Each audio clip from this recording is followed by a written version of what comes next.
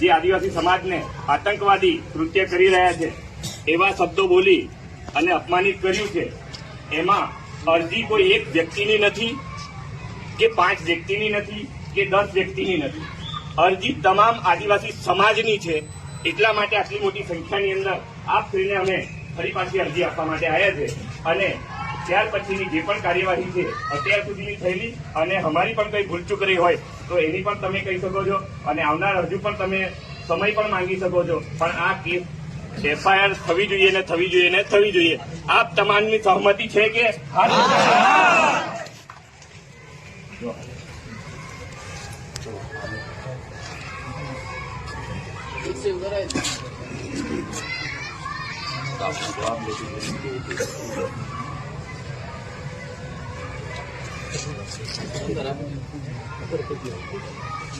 બસ ચાલુ છે. આગળ જે કઈ નિરાકરણ આવશે તમને જાણ કરવાનું.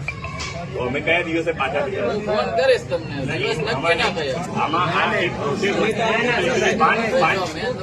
5 વર્ષ પહેલા જજમેન્ટ આવ્યું છે બેચનું કે પણ જો